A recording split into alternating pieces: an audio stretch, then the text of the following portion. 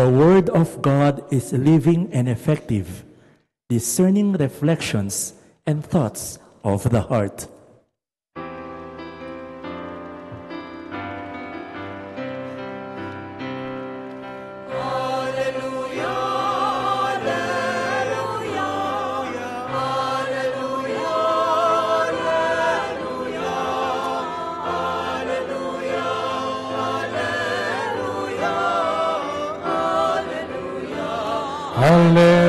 Hallelujah, hallelujah, hallelujah, hallelujah, hallelujah.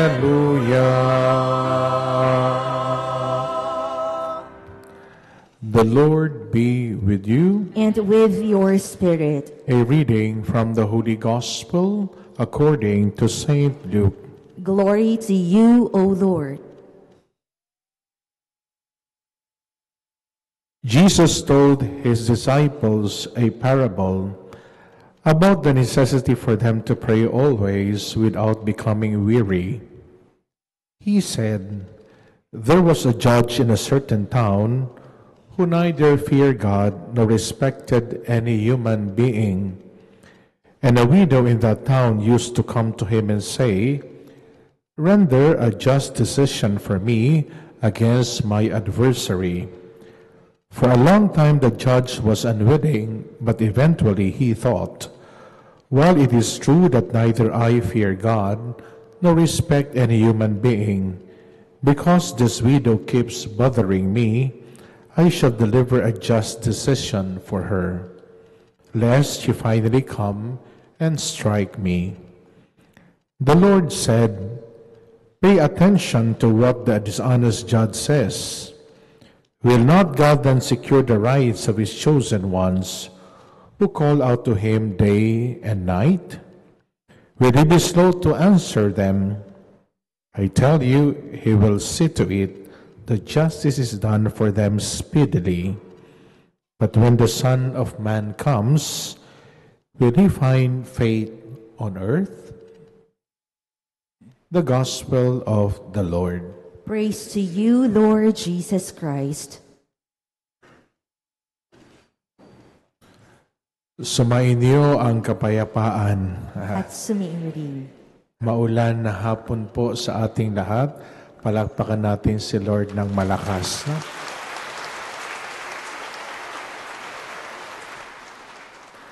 Pwede po bang harapin ang katabi? Sabihin nyo sa katabi nyo, humanda ka, malapit ka nang ma-eliminate. Sabihin nyo,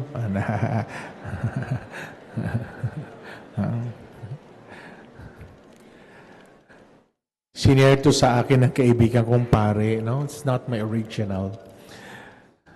Sabi niya, there is unwritten law in terms of human elimination. The first starts at the age of 60. Pag tumungtong ka na sa edad na 60, ibig sabihin, retired ka na. Sino na sa inyo ang 60 years old at retired? Pumalakpak ng malakas. Eliminated na kayo. Bago ang retirement, excited ka, makapagpapahinga ka na.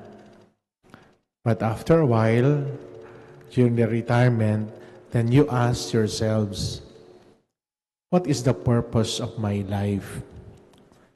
Dahil yung ginagawa mo dati, hindi mo na nagagawa. The second stage of elimination happens when one turns into 70. They call it societal elimination. Anong ibig sabihin nito?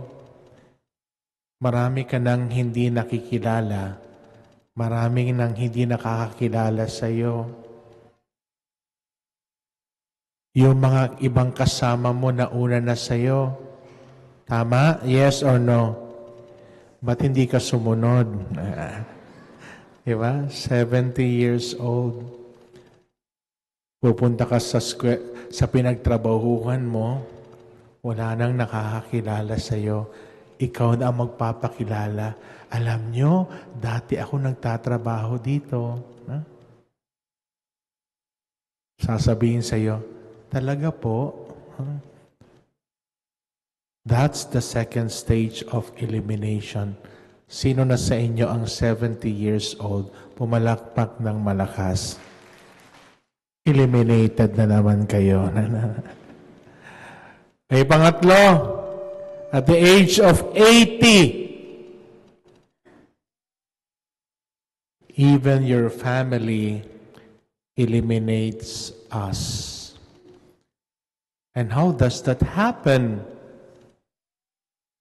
Gustuhin man ng mga magulang na makasama ang kanilang anak, hindi na pwede because their children have their own lives.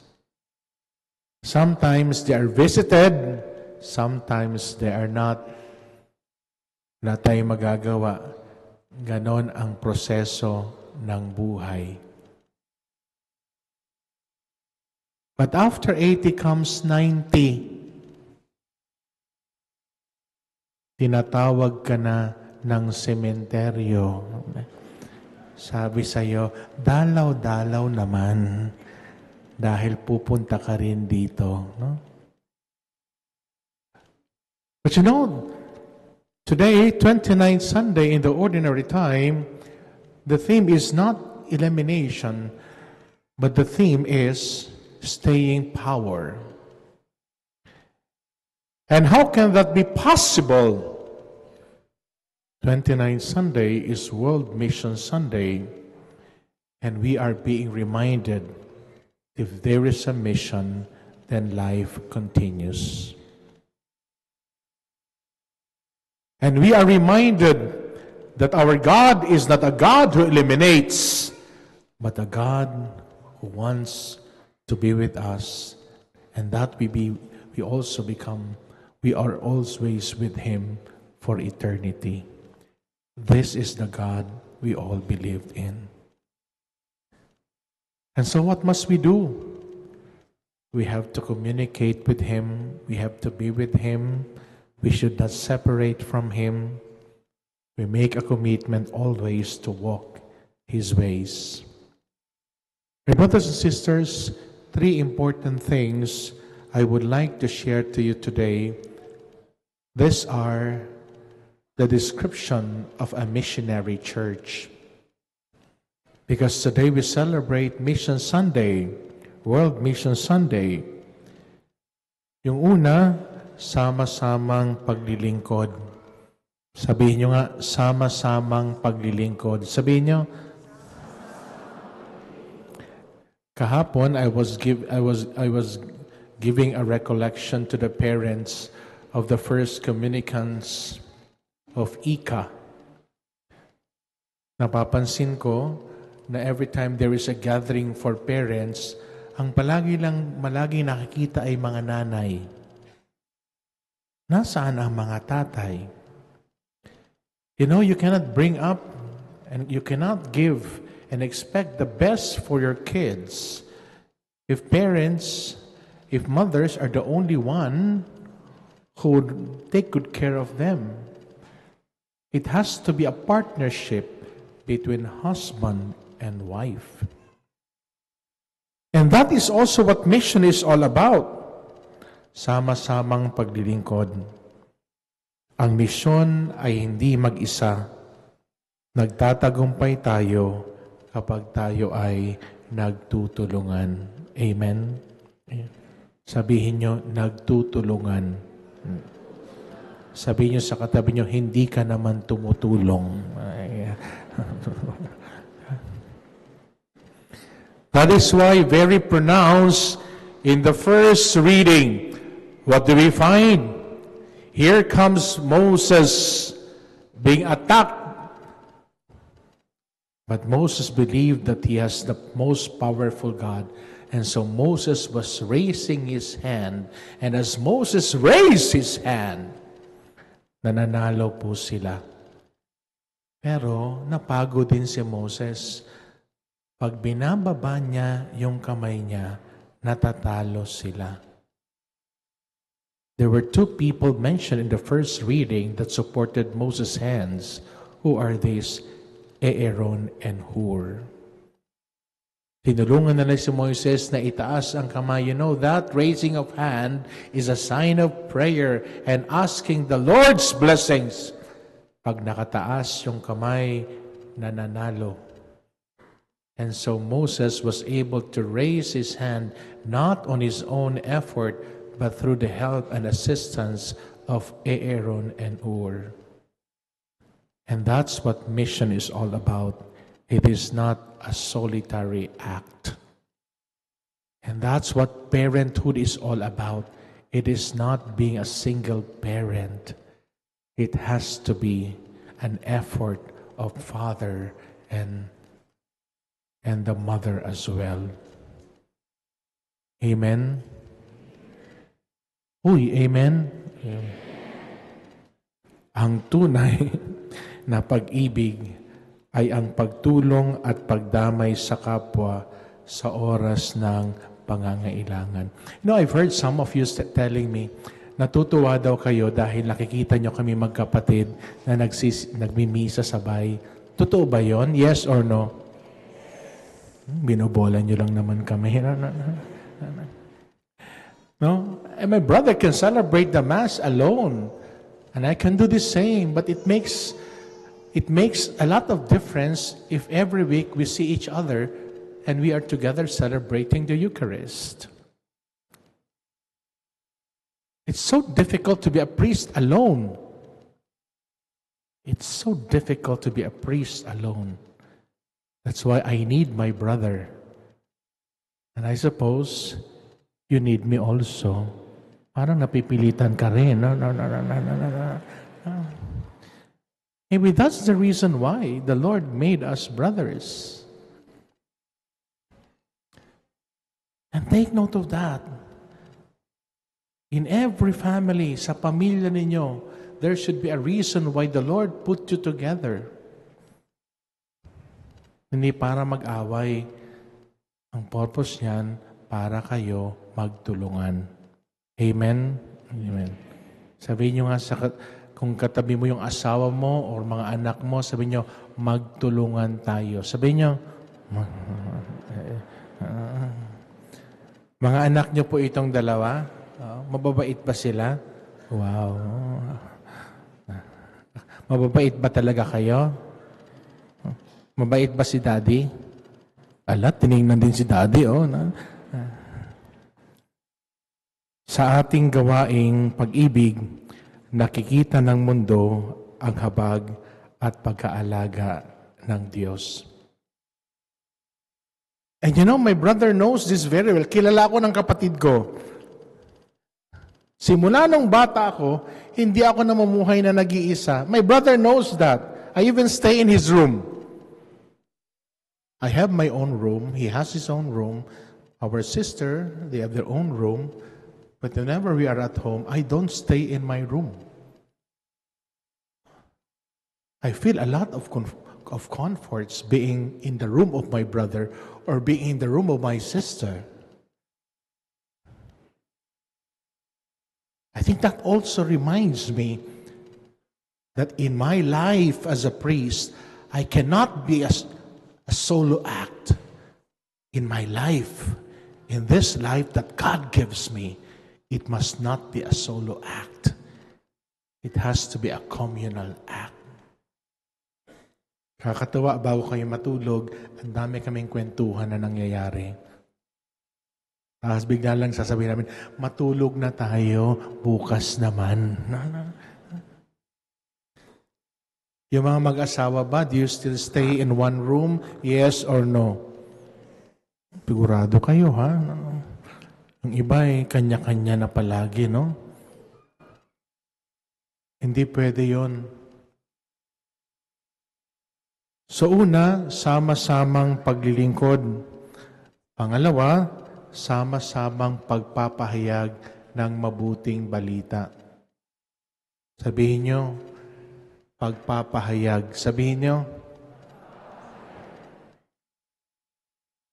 May mga kasama ako sa bahay na, Father, manood po tayo ng Miss Grand. Anong Miss Grand na yan?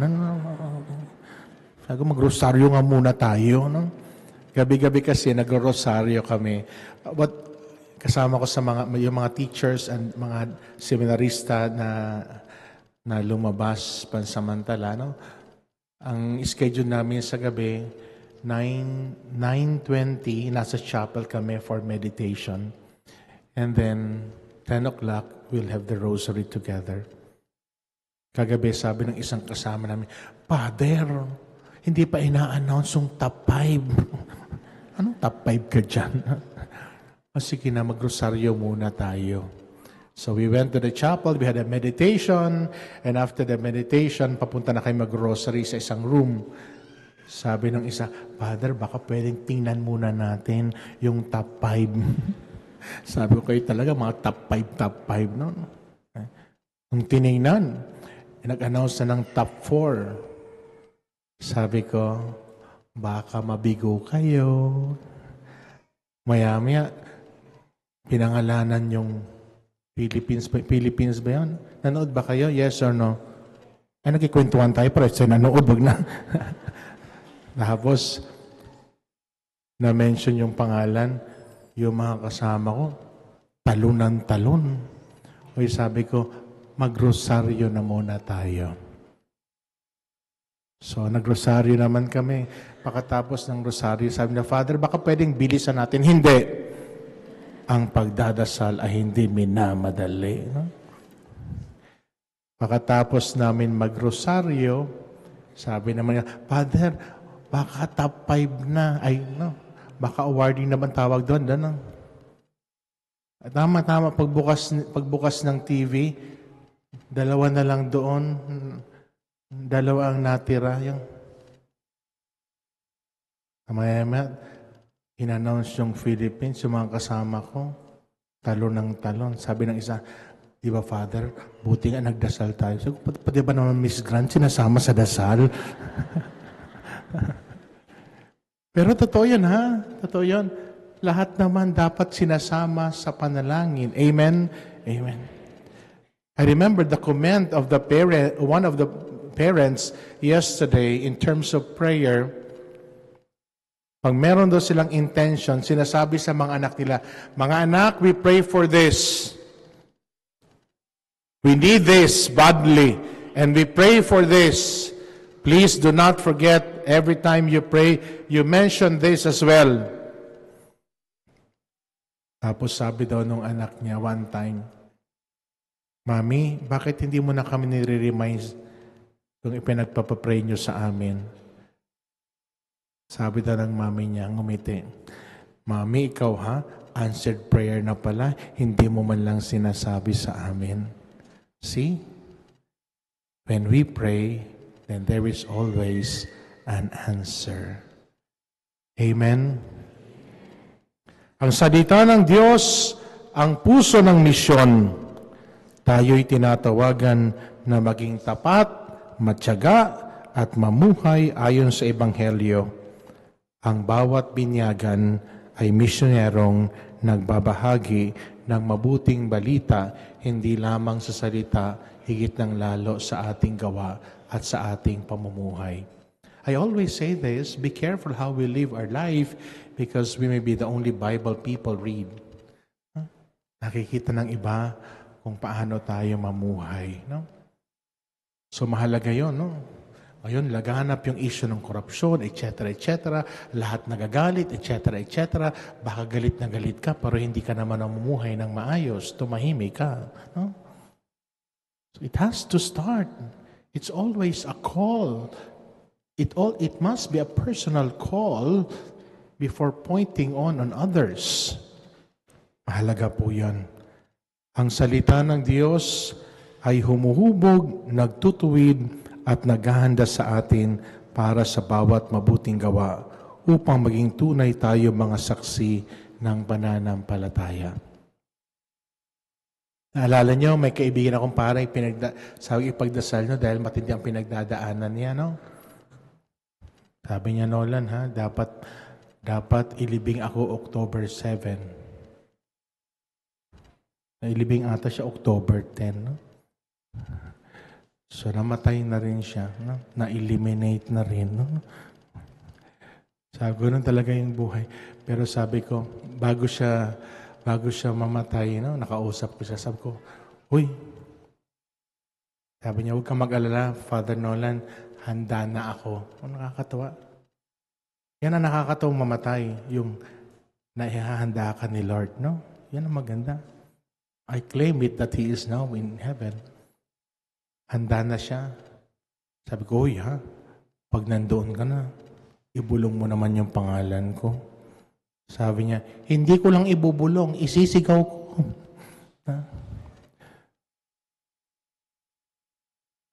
Nung una sabi ko, ganun pala, no? At a certain time, the Lord will be there to prepare us. He was begging His siblings, please let me go. I am ready. No? I am ready. Sabihin nyo nga, I am ready. Sabihin nyo, talaga ha? Sabihin nyo, let me go. I am ready. Sabihin nyo nga, talaga ha? Mahirap yun sabihin, no? I am ready, let me go, no? But you're able to say that with the grace of the Lord. That's a very powerful proclamation. That even death would not separate us from the love of God. Even death would not separate us from the love of God. Una, sama-samang paglilingkod, sama-samang pagpapahayag ng Ebanghelyo. Pangatlo, sama-samang pagdarasal. Sabihin nyo, panalangin. Sabihin nyo, sabihin nyo sa katabi nyo, hindi ka naman nagdadasal. Sabihin nyo, you know, I'd like to offer you something different in terms of prayer. Kasi yung prayer palagi natin, we always do verbally, no? We always speak. Baka pwede naman maiba yung panalangin. Yung panalangin ay yung pakikinig. Well, we have perpetual Eucharistic adoration, and that's the best place wherein we can just simply sit down and allow the Lord to speak to us. No? And allow the Lord to speak to us. Itinuturo ni Jesus ang pagtsatsaga sa panalangin. Ito ang puso ng bawat pamayanang may pananampalataya. Ang Eucharistia, ang misang ginaganap natin, ito yung pinakamataas na antas ng panalangin. At naway magdesisyon tayo na huwag natin ipagpapalit ang pagdiriwang ng misang ito sa anumang aktibidad na pwedeng gawin natin. May this always be the best family activity, the best prayer we could ever do. And you know, parents, this can be the best gift you can give to your children. When at a very young age you taught them and you have shown to them how important is going to Mass and receiving Jesus in the Eucharist. Kahit wala na kayo, kaya ng mga anak niyo na mamuhay dahil nakilala nila si Jesus na pinagmumulan ng biyaya para sa ating lahat. Amen? That's the best gift. Siguro, my brother will agree with me, if there is one best gift that our parents taught us. Naalala ko noon nung nagkasakit si Daddy, sabi ni Mama, hindi ako marunong magtrabaho, pero marunong ako magdasal. Si Mama kasi hindi pinagtrabaho ni Daddy. Si Daddy nagtatrabaho. Mama was the one taking good care of us. But when Daddy got sick, sabi ni Mama, anong gagawin ko? Hindi ako marunong magtrabaho, pero marunong ako magdasal. And that's one best gift. Our parents taught us the importance of prayer, the importance of going to Mass, something that we appreciated most. And until now, it is helping us live out our life as priests. My brothers and sisters, today, as we celebrate this Mass, huwag tayong matakot ma-eliminate. Hindi tayo ma-eliminate. Sabihin nyo sa katabi nyo, hindi ka ma-eliminate. Sabihin nyo, Lakasan nyo, hindi ka ma-eliminate. Sabi nyo, sino sa inyo ang naniniwala na hindi siya ma-eliminate? Tama ko, ma-eliminate. Pumalakpak ng malakas.